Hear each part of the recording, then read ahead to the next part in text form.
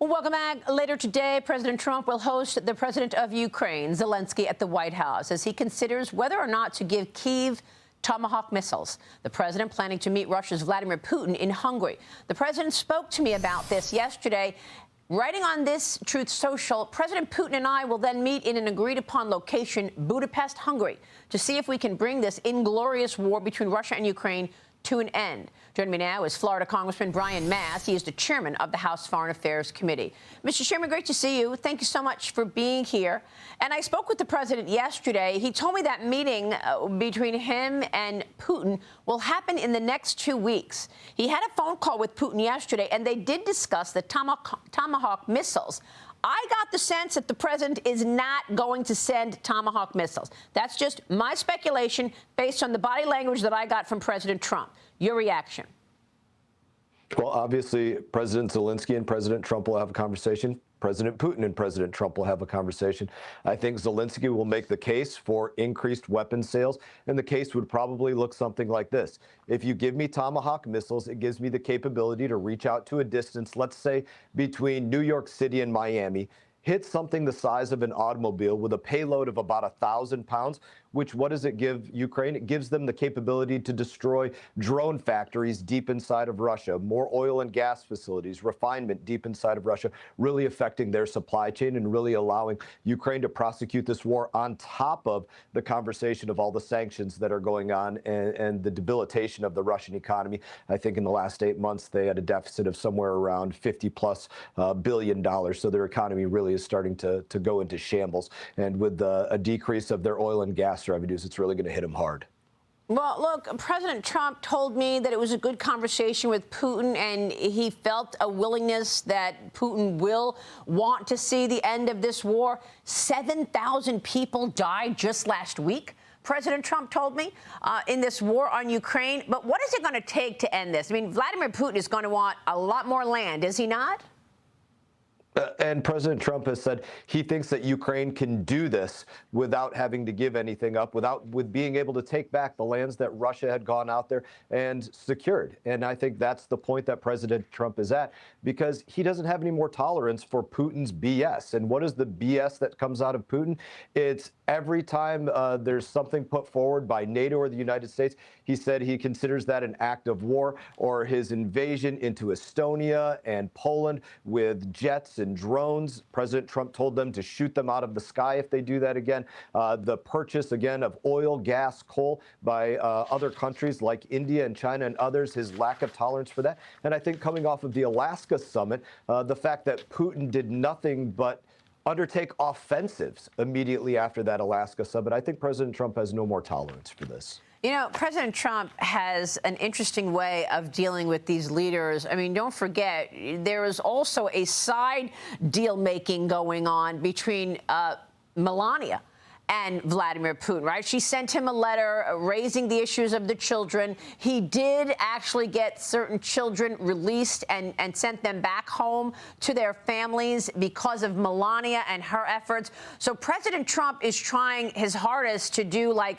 bear hugs on one hand, but also try to de-escalate the situation. It certainly worked in the Middle East. Do you think there are lessons to be learned from the historic peace deal the president brokered in the Middle East for dealing with Vladimir Putin?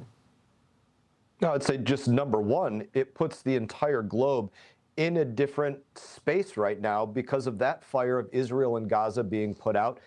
Dealing with Russia and Ukraine is just different than it was 2 weeks ago or 2 months ago. Now, I think the other place that shows is that American strength is back. Peace through strength is the name of the game. And that's why you had 30+ countries lining up behind President Trump in Egypt to show their support of what was taking place. And that's, to bring this back domestically, that's why it matters, this difference of values between Republicans and Democrats when you look at the government shutdown going on. I deal with foreign affairs. You have Democrats trying to fund making sure that there's an expansion of feminism in Africa for a couple $2 million, or that it's women that conduct desert locust eradication in Africa in the name of gender equality. Those things are wastes of dollars. They're not real diplomacy. It's not soft power or hard power. Countries aren't asking for these things. President Trump gets all of that stuff out of the way and just says, what do we need to do to get a deal across the table? What are you looking for? What are we looking for? Let's have that conversation and put all the rest of that BS aside. And that's why he ends up getting results and getting the job done, like between Israel and Gaza, like with Pakistan and India, like with Democratic Republic of Congo and Rwanda and Armenia and Azerbaijan, and the list goes on.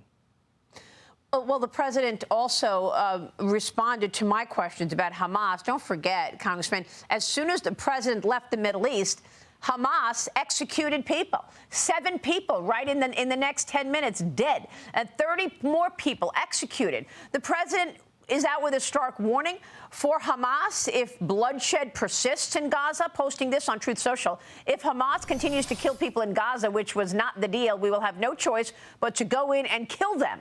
Mr. Chairman, I spoke with the president about this yesterday. He said, oh, if they do not disarm, they will be disarmed. He stepped back from saying it would be the U.S. doing it and basically put it on Israel, but completely supportive of finishing the job if, in fact, Hamas refuses to disarm. Your reaction? It's not just on Israel as well. It's also on all of those nations that were standing behind the president in Egypt, on Qatar, on UAE, on take your pick of them that were there to say, what are you going to do to make sure that Hamas keeps up their end of the deal? They should consider themselves walking on eggshells or on thin ice. If they look at the United States of America the wrong way, they're going to be killed. If they're killing innocent people, they're going to be killed. If they're purposefully withholding the finding of corpses and bodies, they're going to be killed. If they're not keeping up their end of the bargain, they are going to be killed. They're on that kind of thin ice. Let me get your take on the government shutdown. The government shutdown is now entering day 17. Mr. Chairman, as you know, there are no signs that there's any agreement anytime soon. The Speaker of the House is criticizing Democrats' push to reinstate foreign aid during this shutdown standoff. Watch this. They want to spend $24.6 million of your hard-earned dollars as a taxpayer for climate resilience in Honduras. They want to spend $13.4 million for civic engagement in Zimbabwe. They want to send $3.9 million for LGBTQI+ democracy grants in the Western Balkans. They want to spend $2.9 million of your dollars for desert locust risk reduction in the Horn of Africa, and $2 million for, quote, organizing for feminist democratic principles in Africa. We are not doing that. So, Mr. Chairman, this aid that Democrats are pushing for, this is exactly what you and your colleagues took the lead on rescinding a few months ago in the big, beautiful bill. Now, the Pentagon has directed $8 billion in fiscal year 25 research and development money, and they put that aside to pay the 1.3 million active duty troops and National Guard.